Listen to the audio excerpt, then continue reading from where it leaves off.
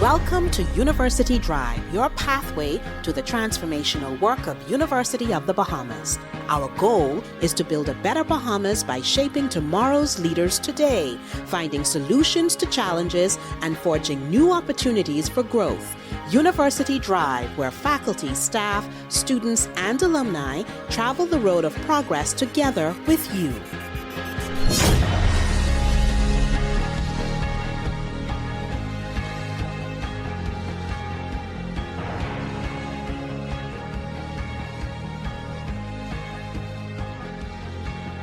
Hello, everyone, and welcome to University Drive.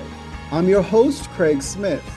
In this episode, we are tackling an important issue that has far-reaching implications for the Bahamas as we seek to build a thriving society. Imagine a nation where all men feel a sense of empowerment, specifically Black men. What does it take to get there? What's at risk if we don't get there? And are we feeling the consequences of that lack of empowerment now? Today's guests are the committee members of the upcoming Morehouse Bahamas Alumni Association's International Black Men's Empowerment Summit. Today we have with us Duran Humes, member of Toastmasters Club 1600, and Fabian Fernanda, past president of Morehouse Alumni Association. Gentlemen, welcome to University Drive. We have a lot to unpack during this episode. Thank you. Thank you, Greg.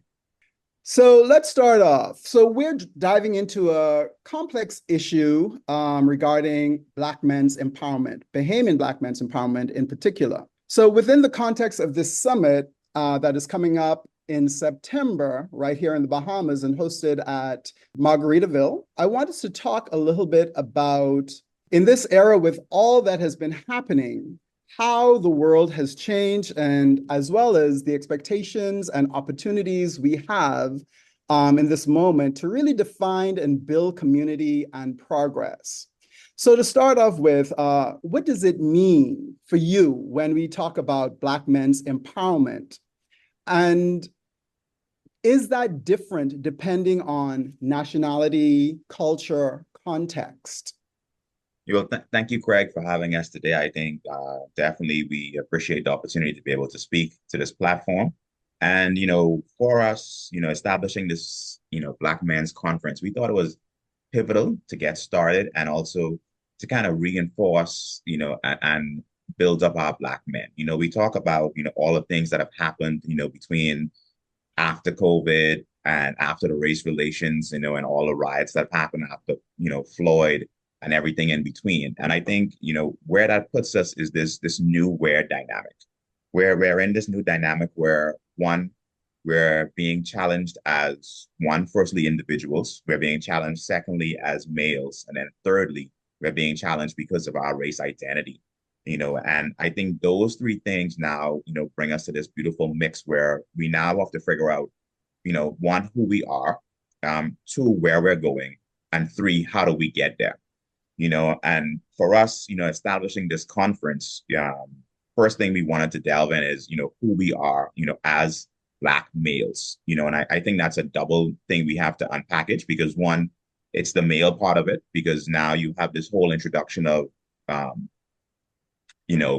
female dominance in society and where do males fit in. And especially here in the Bahamas, you now have an overabundance of females who are more professional than males. And what I mean by that is that you have more females in professional roles and capacities in the Bahamas. And then secondly, you also now have to unpackage, where do we fit in this sphere as, Black men or Black people or people of color.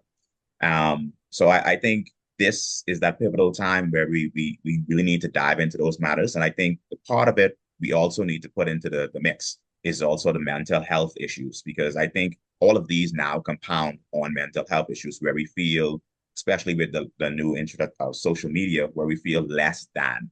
We see all of our counterparts, doing well, driving, coming in jets and, having luxury goods, and they're all excelling in these different roles. And people are struggling to figure out, where do I come in? how do I fit into this, and how do I get to that next level? So I think these are the things, we hope to kind of unpackage with this conference, and then hopefully, kind of address, here in the context of the Bahamas and the world. And I think the last part of your question, whereas if this matters, whether you're a Bahamian or international or in different places, I think it's very important because it provides context to your background. And I think the context now becomes, if you're in America, we see race front and center. When I say we see race front and center, when you're in America, your skin definitely matters. For me, going from Nassau to Atlanta to go to Morehouse, I didn't see race before I made that trip.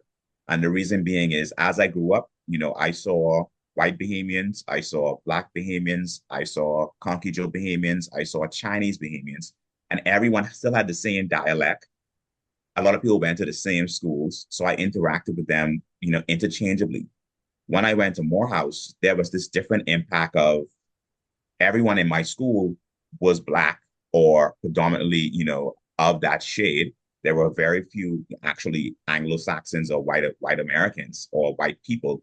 But then outside of the bounds of Morehouse, you had this whole dynamic of now you have race, now you're Black, now you're not white, now you have disenprivileged, you're underprivileged or disenprivileged in the work environment or opportunities. And that was my first experience with race at all. And, and that is when, the headlights came on like, hold up, you're not just a Bahamian now, you're a Black man. And now you have to contend with this whole new dynamic. So I think that is some of the things, that were enlivened to me or brought to light. But Duran, you could also, chime in. Duran, thoughts? Yeah, definitely. And I haven't had the opportunity to live in America, but I can definitely, from persons that I speak to, they definitely experience the same thing, right?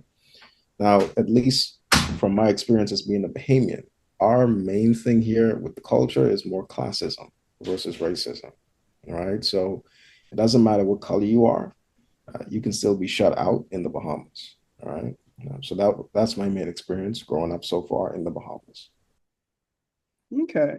I wonder though, Duran, I wonder if class, if there's a connection between class and race, even here in the Bahamas, right? Even to you, Fabian, I think the idea that, well, a couple of things. I wonder if you think that because you talk about your experience on realizing your Blackness when you went to Atlanta. I wonder if that is the same for today's youth in the Bahamas as it was for you in the, I think it was early 2000s, late 1990s for you? Right. Is the experience of young Black Bahamian men the same today as it was for you in terms of their understanding of their race and or their Blackness and the opportunities that they may have, even here in the Bahamas, based on, again, a combination of race and class? Yeah, so I think the times have changed. I think from the time when I went, in the late 90s and onward, I think it's completely different now. And I think it's different because you have this huge impact of social media where persons are living on Instagram, Facebook, TikTok, on all of these different platforms. So you don't get to be sheltered in your world of the Bahamas. You now live intercontinental every day. Every day when you go on your phone or a laptop, you're experiencing stuff from America, experiencing stuff from Europe. You're dialing into those things. So I think now you realize you are a Black man, in the Bahamas. You realize that from the jump because you see it. And everyone now has the impact of seeing what race relations are and how they're breaking down around the world. So I think it's completely different now. And I think now people more so than ever, even Bahamians, understand that their Blackness matters, in terms of their race, especially when they go into these, different contexts. And now, as you allude to, Craig, those contexts have changed because now in the Bahamas, you have so much foreign influence, foreign influences in companies and business, expats running companies or being in different roles. You now have that same kind of dynamic you have to interact with on your own soil. So I think it's here now, and you can't run away from it. And I think part two of your question around classism, I think the classism definitely exists and it still exists. And I don't think that will ever go away. But I do agree. I think the classism did evolve from race relations, between, having our slave, back in the slave time where downtown was, officially, Pompey Square was officially our first trading block of slaves. And then moving into, persons now getting businesses downtown who are now either slave owners or they were actually fleeing their own land when they had the persecution of religion. And then you have all these Anglicans and Protestants coming here to the Bahamas to live. And now, we see that translation now between having that white, what was the initial political group that ruled downtown? There was the Bay Street Boys. Oh, Bay Street Boys, okay. Yeah, so you had the Bay Street Boys and the UBP, and you see where there was a predominance or abundance of Anglo-Saxons or more people of lighter skin, and you see, if you trace your lineage, you'll see where those persons are still persons who have more power, more money, more real estate, in the country at this time. I think where classism is slowly beginning to disappear is now that you have Black people who are now gaining that prominence in society with money and wealth. They are now being accepted in those classes. So you see that slowly erode because, if your name is a certain last name, that becomes the distinction between whether or not the race matters. And to Duran's point, that's where the classism still exists. So I think it's still challenging for us to move beyond that, because it puts us on unplaying level fields, whether you're a new graduate from UB or a new graduate from college, and your name isn't so-and-so, or you don't have political connections or, social connections. It's hard for you to start. You start at literally ground zero, and you have to work your way up. And the difference I've seen, coming from the US to here is that working your way up takes 10 to 15 years because you don't have the ability, even if you have skills and credibility, to move into a good paying job. No matter how much career and experience you bring, you have to move into an internship level or ground level. And that's really what, setting us back. But, I'll allow Duran to, chime in a little bit more. No, I definitely agree with all the points made.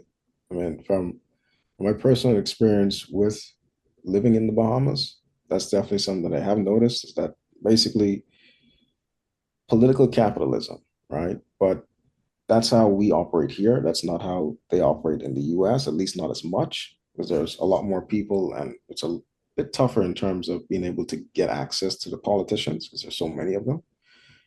But at least in terms of race relations, I personally haven't experienced that in the Bahamas, but I'm sure other persons have in the Bahamas, right? Yeah, that's where I stand.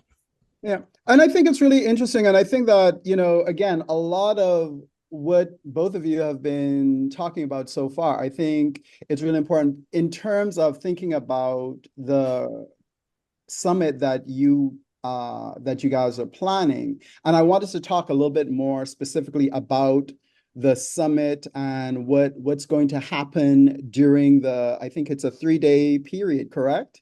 So Correct. I want you to talk to me a little bit about the 3 days and what we can expect for each day. What do you think? Because again, I like the conversation, and I think that one of the first things that we need to do in order to think about empowerment, the first thing is conversation, right? And even having conversations like this, like we're having right now, because I might think about, even in terms of thinking about our relationship with our Blackness and our race, while it's not the same as the United States, I remember growing up in the 1970s and 80s, and I remember watching Roots. Roots would come on ZNS periodically at very interesting moments, right? To remind us of a particular history in order I would say in order to get us to think about certain things, voting in a particular kind of way. So I would say that, our relationship with racism and our Blackness in the Bahamas has always been there. It's been very subtle in certain ways. I think Nicolette Bethel wrote something in an essay where she said, if South Africa had practiced apartheid the way that the Bahamas did, right, they wouldn't have all the trouble that they had with all the riots and so on. I thought that was really interesting, right? And many of us don't think about apartheid related to the Bahamas, but I thought that that was really interesting, what she said. And, she didn't go into much more detail, but she just left that nugget there. And I think it's really interesting for us to think about in terms of how we think about racism and the fact that we don't experience it here in the Bahamas or having that mindset. But again, I think that the summit can get us to a place where we can all come together and have those kinds of conversations, right? About what we've experienced and what we understand based on certain types of experiences. So talk to me a little bit about the 3-day events. What should we expect? And who are some of the speakers? Good.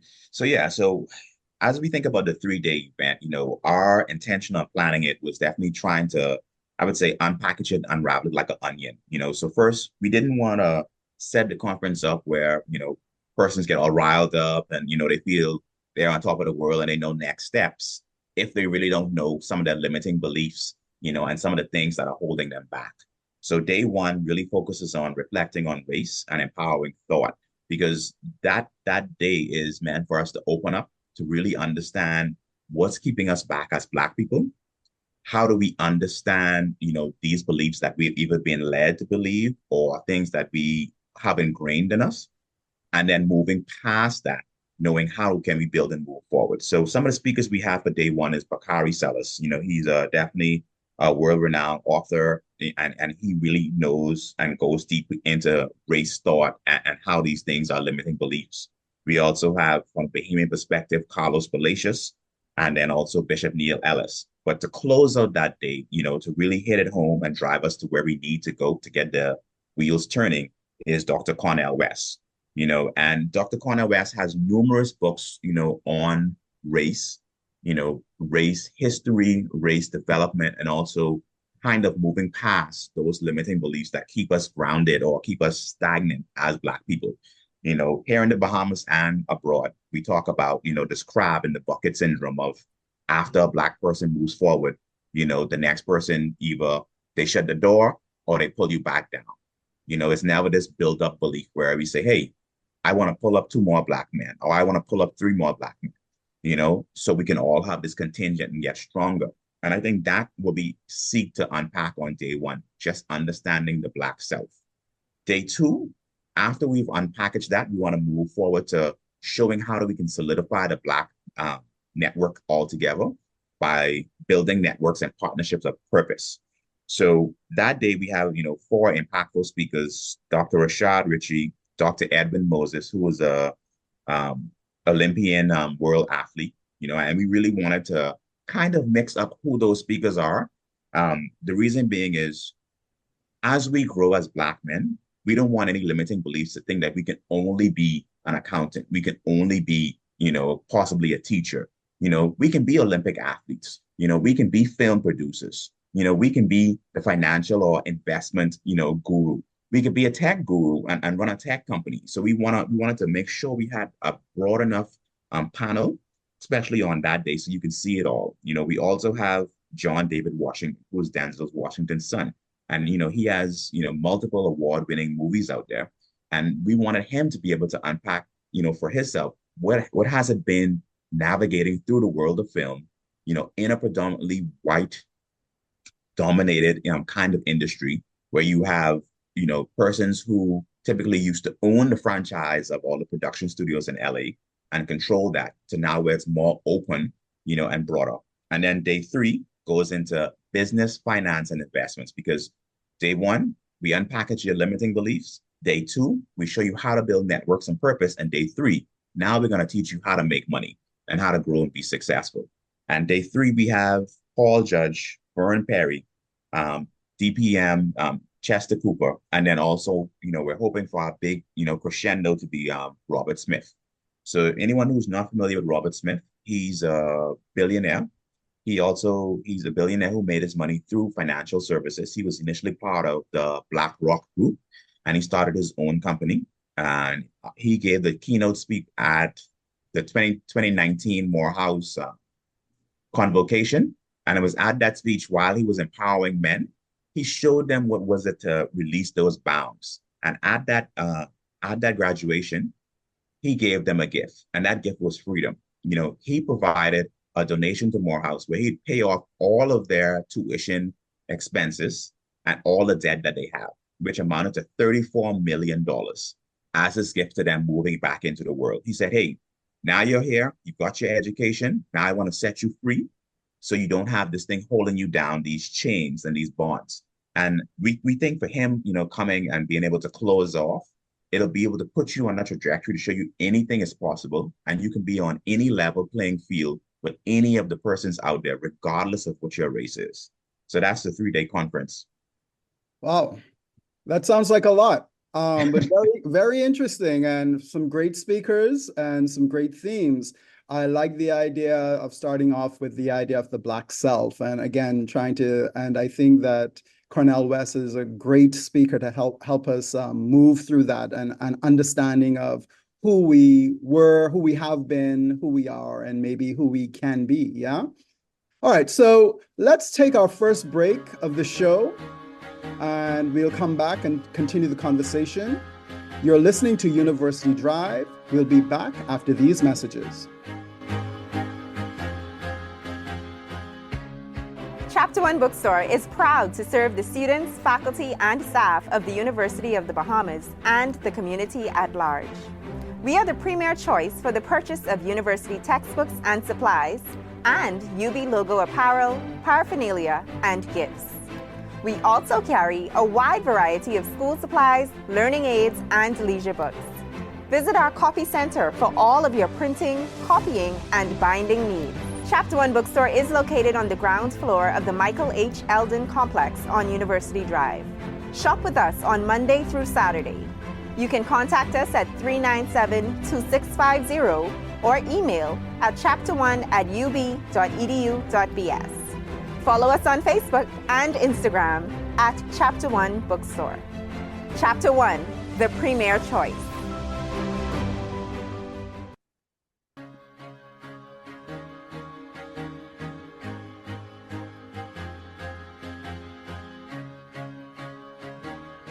Welcome back to University Drive. I'm your host, Craig Smith, and we're having a conversation about Black men's empowerment, what it means, and what are the key considerations.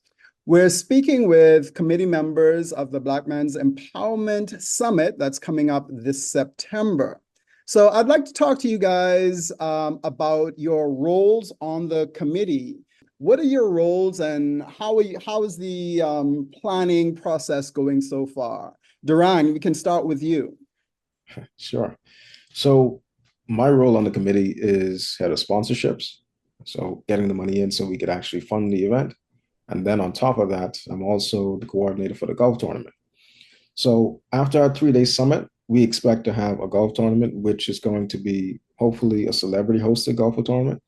And what's going to happen there is that gives us the opportunity to fully unpack all the lessons and the knowledge that we would have gained over the 3 days in a format that is easygoing, to where you are with possibly someone that you don't know or that you met at the conference for at least 5 hours, right? So both of you, or the 4 of you, get the opportunity to really unpack what you have just learned and to have further conversations and further enhance the networking effect, right? So that's a beautiful thing in and of itself. And also on top of that, you get the opportunity to win some great prizes that we're lining up as well. Like one being a C-Class Mercedes. That would be pretty good for someone to win that on the hole-in-one prize.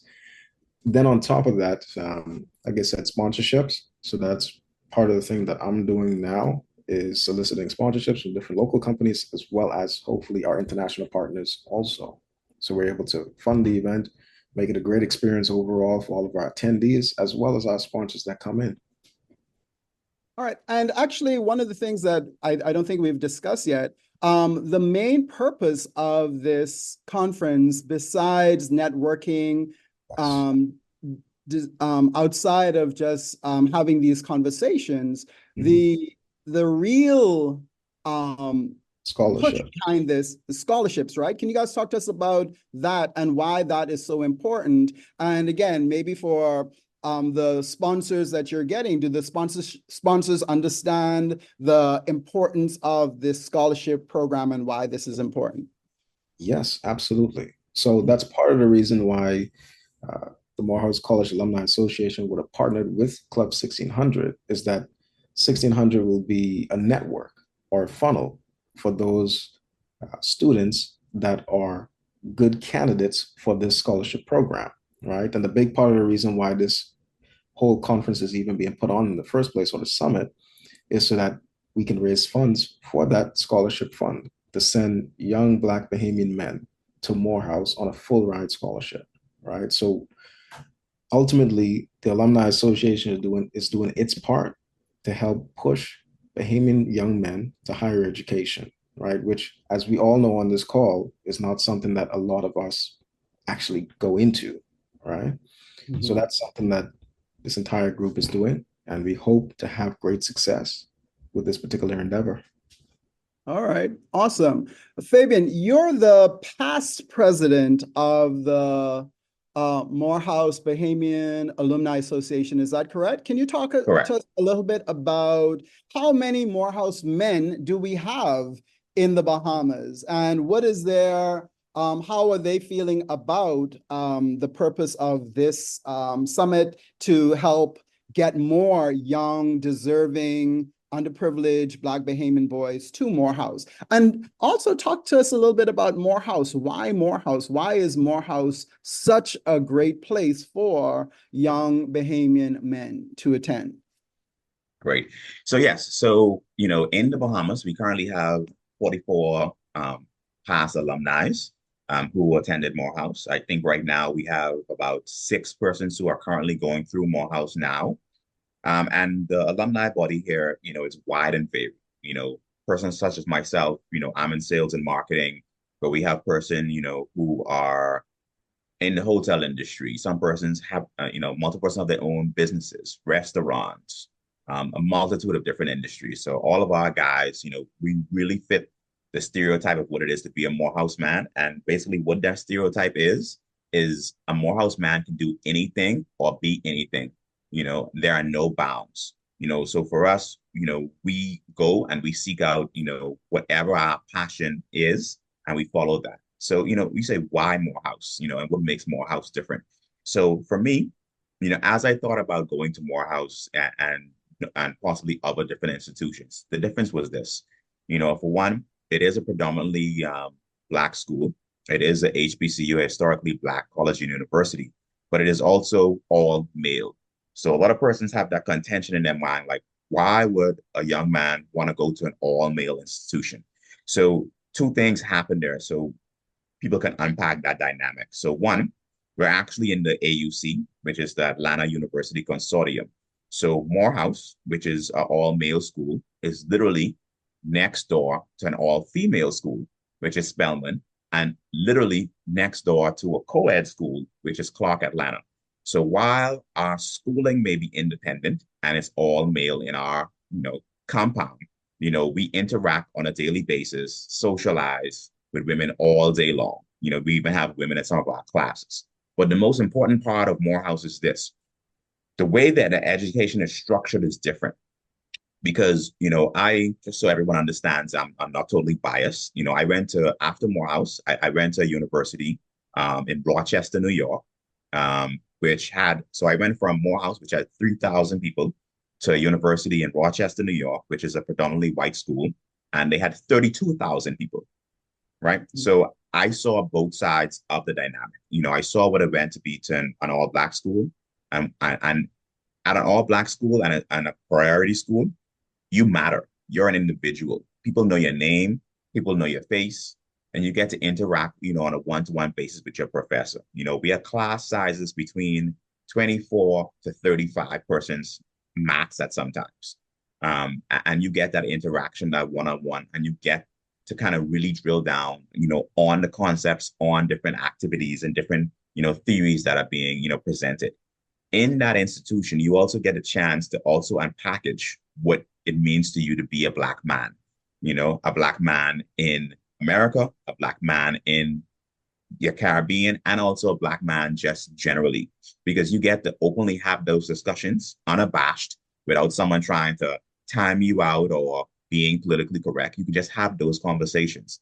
And I think at Morehouse, you get the best of both worlds. You get not only being a top tier education, you get to understand who you are as an individual, you get to understand who you are as a Black person. And then more importantly, because the education is so thorough, you get the best opportunities presented to you. So Morehouse literally is the #1 feeder school and #1 feeder program for all of the companies looking for top tier educated Black men. And what tends to happen is we get the first pick of all the top priority jobs in the US and sometimes Europe. And these are, some of the things that led me, to choose Morehouse. And as it transcends, I was a dual degree engineering major. So after that, I got to choose an engineering institution to go to, and I chose RIT, which is in Rochester, New York. The dynamic relations that Morehouse had with these engineering institutions were, after you've already learned your core and you understood exactly how to excel and how to study and how to network, they put you in this engineering institution now where you learn not only how to work as an individual, but also work in a team environment. And it allows you to have both, so you know how to navigate the world. Because I think what happens, a lot, Craig, is that people go to other institutions and you learn how to learn. You learn how to do a particular science or industry or profession. But then when you go into those environments that may be politically challenging, racial tension, or any of those things, you don't know how to survive because you haven't gotten those kind of life skills. And at Morehouse, you were given those life skills, whether it be through intentional learning or unintentional learning. So those are the things I think that provide this different kind of educational experience for someone who goes to Morehouse.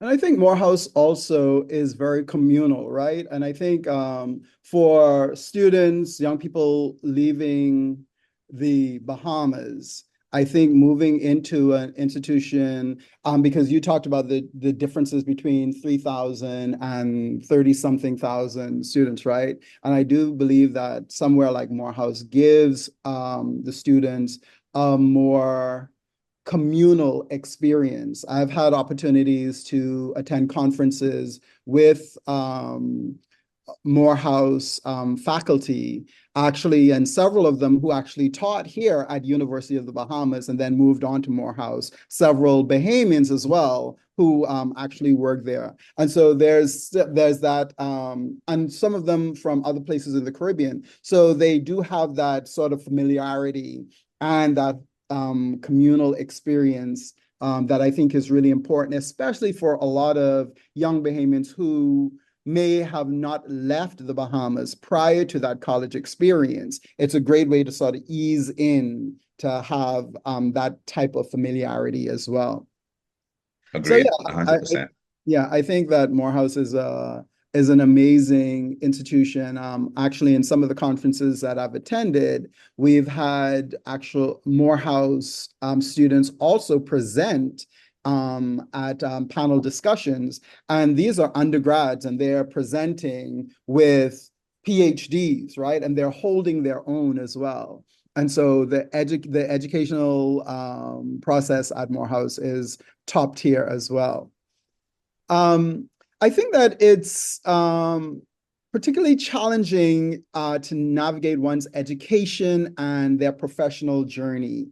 Fabian, what advice would you give now to others that you wish you had the benefit of back then when you went to university? And would that advice still be relevant today? Yeah, so I think that the pivotal advice I would give is broaden your horizons. And what I mean is, I think you said something key there, Craig, when you talked about the communal environment. Now, for me, I found my community. And amazingly, when you go off to these schools and colleges, you have the chance to find community, right? And community could be the Caribbean Student Association, the International Student Association, or it may be the band club or the glee club or a track club. For me, I had multiple communities, so I was in the Caribbean Student Association. I was also a RA, a resident assistant in my dorm, my sophomore year moving on. So I had that bond. And additionally, I was also part of the honors program. So I had that bond with the honors team. I think the most important thing I would say to, a Bahamian, going off to college or going to, one of these universities in a different place is try different things, become a part of different groups and face your fears. For me, I had a lot of fear in undergrad where I didn't go out and try for different clubs and organizations, Mm. especially because, I thought, hey, I'm not good enough, or I don't know anybody in this organization, or, I can stand out. I think I missed out on quite a few enriching opportunities and quite a few job opportunities because of that. Now, it wasn't until I had a do-over and a second chance going to engineering school because, I went to a university where they had 12 different colleges on the same campus. So while I went to engineering college, I still had the chance to go to their business school and the other classes and take, electives. So for me, I took that opportunity to do a lot. So when I went to RIT, I modeled for the fashion show. I was a DJ. I part of the communications team. I became a DJ, on campus. They had an on-campus radio. I was a part of the business team. I was a part of the entrepreneurship society. I did everything. And it created so many networks and so many new openings for me, and I think that is the recommendation I would give anybody. Be more open to facing your fears and don't allow your fear to stop you from experiencing new and different activities. That's great advice. That's great advice. Let's talk a little bit get back to the summit itself, in terms of some of the things you were just talking about, because the theme of the summit is moving beyond borders, building partnerships of purpose. So I wonder if you can talk to us a little bit about that theme and, again, why that is important. Because, again, I think there are two things going on here: moving beyond borders and building partnerships of purpose. So can you talk to us a little about those two ideas within your theme and how they connect? Yeah. So, the first part of that moving beyond borders is, for us, as we planned out this conference, we wanted to be a two-way takeaway. So one, we knew that men in the Bahamas, they want to live, they want to grow, they want to explore. They don't have that capability, they don't know where to start. So we wanted to have that kind of dynamic where you had these international persons coming in who could show them the way to explore and become bigger and move beyond their initial border. Additionally, we wanted the conference attendees or persons who are coming from different locales, such as North America or any place else, also to have that same kind of feeling. Whereas, they could be investors or persons who potentially come to the Bahamas to start a business, or they may want to move down here. We wanted to be that cross dynamic where they also move beyond their borders and also give us, some of the things they've been thinking about, whether it's, a new job opportunity or moving to the Bahamas. So we wanted to be both a two-way street between, the borders. On the second part, building partnerships of purpose, one of the things there is that, as we talked about the crab in the bucket syndrome, we wanted Bahamians, personally, to be able to come to this conference and be able to meet other Bahamians who are doing different, better, or similar things to them and be able to have that networking power. We wanted those same persons to be able to network with persons internationally and begin to build those networks because, we've seen companies here and we've seen businesses succeed here in the Bahamas.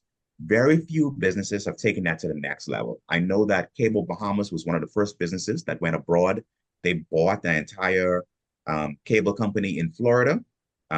changed that entire dynamic. They grew that company to a multi-million-dollar company and then was able to sell that back to another international organization. And these are the things, we need to see that are open to us and stop thinking so small. We need to think bigger as to what we can all do. And I think with the building partnership with purpose is as we see these thought leaders, the Cornel West, David Washington, all these persons, we want that dynamic to be shared because, we had Sir Sidney Poitier. He was a great actor, and we've had persons like, Lenny Kravitz who's done some acting as well. Where are our great actors? We have the BIFF Film Festival that happens every year. We have the other film festival, the Island House Festival, and we see these producers coming up. How do we now give them access to a larger scale, a larger platform? And the same way with businesses and arts and artists, how do we give them access? And this is what we're trying to do by building this partnership, because you could come to this conference and find, your next producer or someone who could put you in touch with an actor or someone who can now take your art from being a local piece of art in the Bahamas and now exhibit that in a New York gallery. So these are the things we want to have happen, through that symbiotic relationship of persons interacting, talking, unpacking race, whether it's, they're at a meeting, whether they're playing golf or having a glass of wine. These are the things that we want to happen, at this conference. And Fabian, who is your intended audience? How many people do you expect at the conference, and who do you expect? Do you expect locals? Do you expect international folks? What has been the discussion in terms of who's going to attend this conference? Yeah, so our intention is that, our conference attendees should be about 450 to 500 persons. We're looking for, a nice breakdown dynamic of somewhere between possibly 65% international folks and then 35% locals. If that number changes, great. That's not a hard fixed number. Definitely, we say the mix between those persons will be, anywhere from persons who are professional background, already accomplishing their career, also persons who are starting out trying to get their foothold, and then finally, persons who don't know, are just starting out, what their career may be or where they want to go. We know that there will be high school attendees as well. And we're looking for sponsors out there who may be able to sponsor 2, 3, 4, 5 high school attendees, young Black males, to come attend the conference so they can interact and learn. But we see it being a wide mixture of definitely predominantly Black men, who are coming to this conference to be enriched in living, and invigorated. We don't see any age gaps because we know there'll be, persons who will be 45, 50, 60, 80, possibly 17 at the conference. So we have this wide range, and the major purpose is we want persons who are coming to the conference to be, 1, who are looking to be inspired, 2, persons who would like to network, and 3, persons who are now looking to take their life, their business, their career to the next level. All right, thank you for that, Fabian. So we've reached the point for our second break of the show. This is the University Drive. More from the show after this break. Are you ready to take your knowledge or career to new heights? Don't wait to invest in your future. Do it now. How? Earn a professional development certificate from University of the Bahamas. Whether you're looking to enhance your leadership abilities, sharpen your technical skills, or explore a new field entirely, our Continuing Education and Lifelong Learning Center has the ideal course for you. We offer single-phase electrical, ethics in procurement, accounting for entrepreneurship, stop managing, start leading, dynamic presentations, digital marketing, superior customer service, and justice of the peace. We even have courses on smartphone photography, TikTok videos, defensive driving, and interacting with difficult people. Or open the door to new languages with English as a second language, conversational Chinese, and Spanish in the workplace. Our instructors are experts in their fields, and they're here to support you every step of the way. Call us at 302-4449. Enroll today.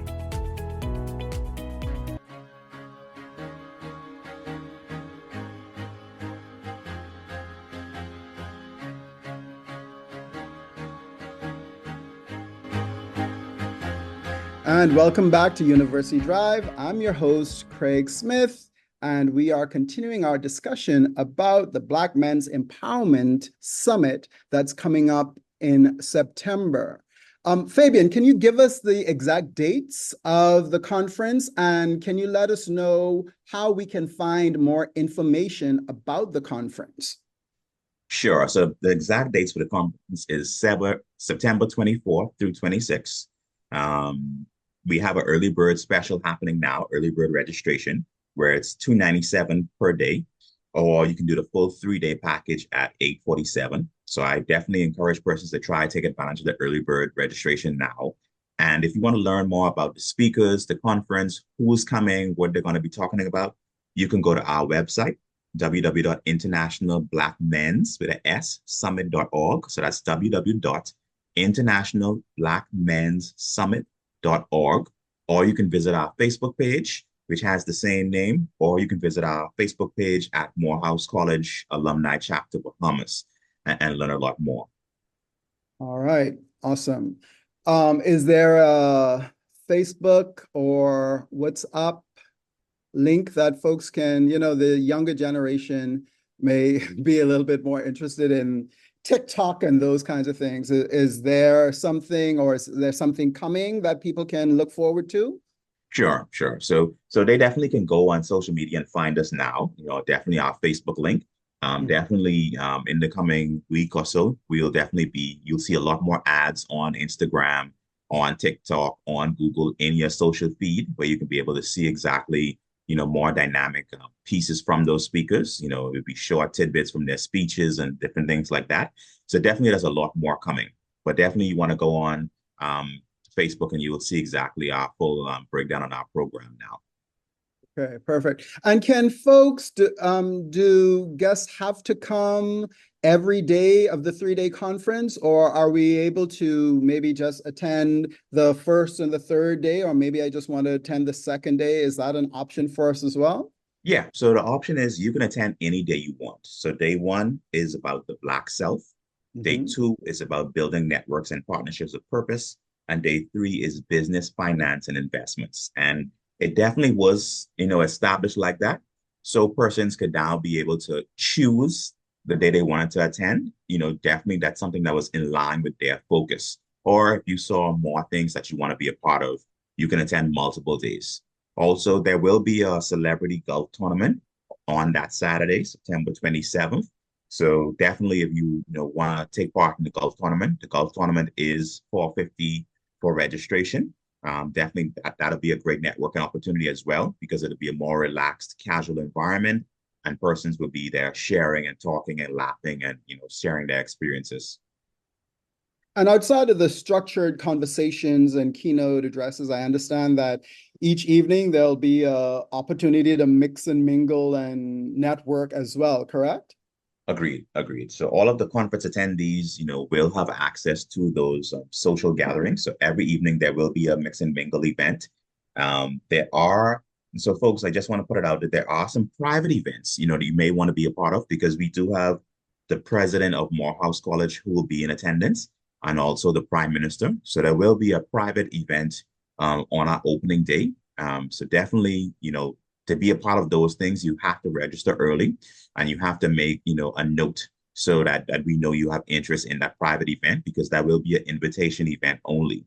So there will be a charity auction on day 3 as well, where we'll be selling art, artwork, and other pieces where you'll be able to interact as well. So we do have a whole, very, very robust schedule where there'll be multiple opportunities to interact in, a focused environment and also in more relaxed environment as well. Okay, so what I'm hearing is there's going to be opportunity for people to sort of engage critically and philosophically, but also opportunity to just hang out, play some golf, and then just mix and mingle as well. So it's sort of an all-inclusive, you get a holistic experience at the summit. Correct. Definitely is definitely a time when you get a full holistic experience, and they get to interact, all across the board. All right. So one of the things that, when I heard about this and why I think this is important, we are all familiar with the crime rate that's continuing to grow within the Bahamas. Just about every week, there's this guy going on about the murder count going up and up. Off, in most of these cases, if not all, there are young Black men involved with this crime, right? And so, can you talk to us a little bit about how you see education as being integral into maybe curbing this spate in crime? Because I know that there's a lot of conversation about more police officers being harsher on crime, but we've been hiring more police. We've been becoming more harsh on crime, but the crime rate is the same. How do you see education? Because again, the main goal of this summit in terms of empowerment is to get young Black men to think a little bit more about who they are and where they are and what they have access to. Because I would argue that a lot of crime happens because a lot of people don't see another way out, right? People, young men in particular, who have, again, as young Black men, they have this idea of what it means to be a man, yet they are locked outside of those avenues in terms of being able to financially support their families and their children and have a voice and so on. And so in many ways, their avenues to manhood is locked off. And so I want you to talk maybe a little bit about how you see education maybe as an answer to some of the issues that we're having with crime. So yeah, there are two parts to this, and there is going to be a short tail and a long tail effect. And what I mean by is this. So a lot of pundits would say, hey, those persons who are now able to get educated and go off to school and go off to college, they're not the persons we're trying to save and stop from doing the crime. But that's the long tail. But the short tail is this. You have in our society a overabundance of young men, who are now growing up fatherless, in this community. They're growing up, where there are no fathers present in the home, or there are no good father figures or role models. So now these guys are left to fend for themselves. They don't understand, what it is to be a man, what is it to be a provider or come from a good family background or structure. And additionally, how do they now navigate the world of business or success or career or even relationships with a woman? Because some of them don't even have a good idea of what that relationship looks like, because they may be in a home where their mom, sister, or aunt has been abused or battered their entire lives. So you have this pervasive cycle. So a part of what we're trying to do with this conference is not just have scholarships dedicated for persons wanting to go to Morehouse, but also allow some of those funds to be for more community enrichment and activities, where members from Club 1600 and also members from the Morehouse Alumni Association now go into these schools and different areas. And we now interact with these young Black men who are now 10, 11, 9, 13, to show them that there are good role models out there and to give them the opportunity to now see they can be something different. They don't have to lead to crime. That doesn't have to be their only outlet. They can do different things in their lives, and they see people who look like them who are doing different things, and this is kind of what we want to do, with those proceeds from the conference. So there is a two-part strategy here. And I think, the education is the outlook. The education is that lock that allows you to go on. But even for those younger men who may not have access to everything, we want to give them opportunity, because there are tons of opportunities, where we can take them through, BTVI, and they learn multiple skills. We can take them to the point where they pass their BJCSEs or different scholastic tests, so they can now attend a UB, and they can now get that kind of quality education that they need to go to the next level. Because, you have tons of young men who are now opening their own electrician business, engineering firms, architecture firms, interior design, agriculture, farming. There's opportunities out there. There are tons of ways to make money right now that are legitimate and legal. And we want to use this conference as a pathway so people understand that, while we may be enriching, persons who are 25 or 30 or 20 or 70 at this conference, we believe it starts somewhere. And if we enrich those individuals, those persons can now go back in their community and make a change, make an impact, make a difference. The biggest thing about this conference is this is not a one-time thing. We're trying to make this an annual event where it continues to grow and flourish, and we continue to empower more Black men to get on this trajectory to make a change. If we start here, we can be the change that everyone wants to make, but someone has to be someone has to be the catalyst to be the change, and we want to be the catalyst. Thank you. So you actually answered my next question. My next question was going to be, how can mentorship programs be designed to provide maximum impact for young Black men, and what role do successful Black male role models play in this? And so in certain ways, you've kind of dealt with that, right? And you're saying that, a part of, or what I'm hearing, maybe what I want to hear, what I'm hearing is that, again, in terms of thinking about a conference like this, what this can do is bring a lot of these successful Black men, Bahamian men, business owners or whatever together. And, the first step is even just getting to know who we are and where we are, right?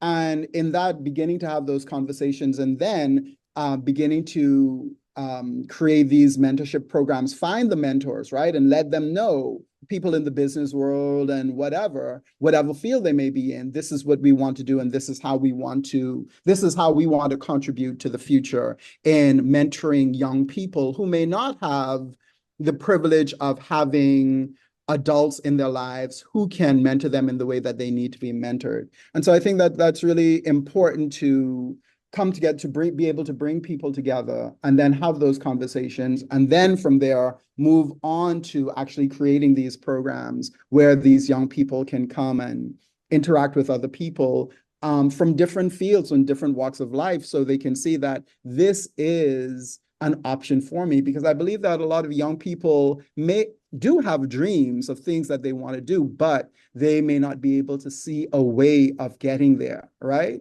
And so someone who wants to be an actor in the 1980s may have looked to Sidney Poitier and is like, oh, it's a Bahamian, dark-skinned Bahamian man from Cat Island. If he can do it, then maybe I can do it. And I think that that's what we're saying here as well, right? In terms of creating these opportunities to give access to these mentors for young people who may not have the access in other ways. Correct. You hit it spot on, Greg, and that's exactly what our intention is. And for persons who want to make that linkage and say that these persons are so removed from them, I just want to say, Craig, as we begin to wrap up, is that me attending Morehouse wasn't because I came from a background of financial means.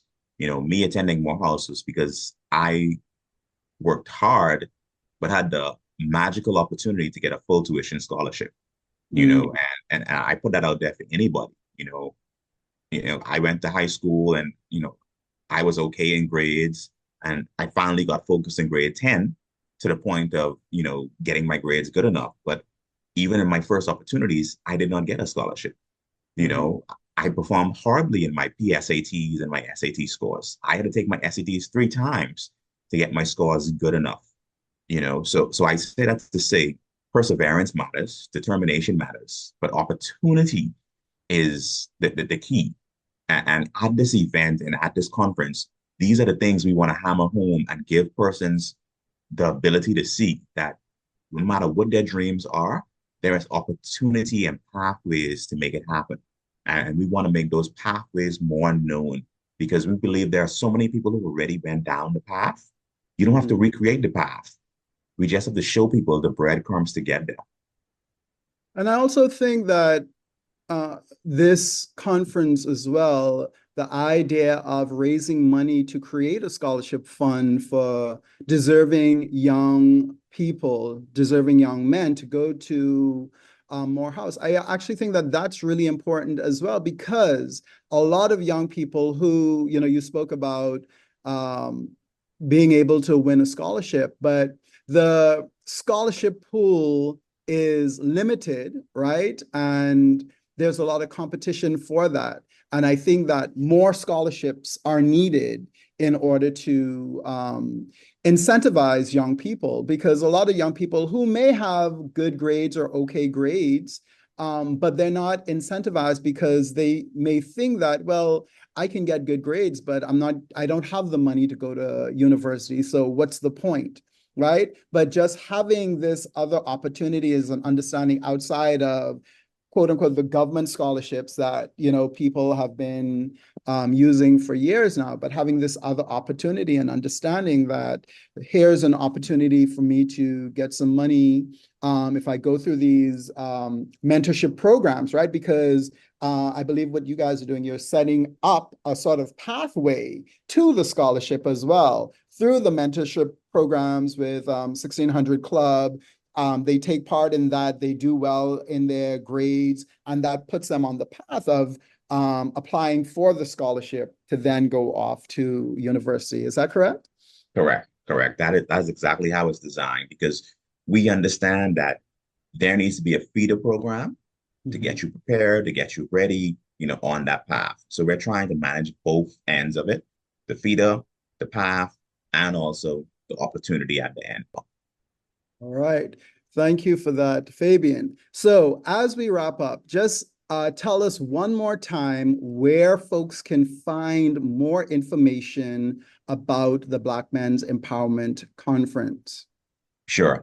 So to find more information, you can visit our website at www.internationalblackmensummit.org, or you can visit our Facebook page, which is Morehouse College Alumni Bahamas, or you can visit our website page on Facebook, which is International Black Men's Summit.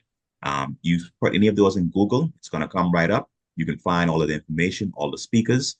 Early registration is open now, and that is $297 per day. Additionally, like I mentioned earlier, we have a lot of extra perks and abilities. The president of Morehouse will be here. Our prime minister will be doing our keynote and opening address. And there'll be a lot more persons here and speakers who will definitely, you know, empower you, open up your mind, and definitely get you thinking differently about how to take it to the next level. So definitely, I would say to learn more, visit our website, our Facebook page, and definitely keep an eye out. And I would say take advantage of the early registration. Thank you all to our guests today. You've been listening to University Drive. Join us next time. I've been your host, Craig Smith, signing off for now.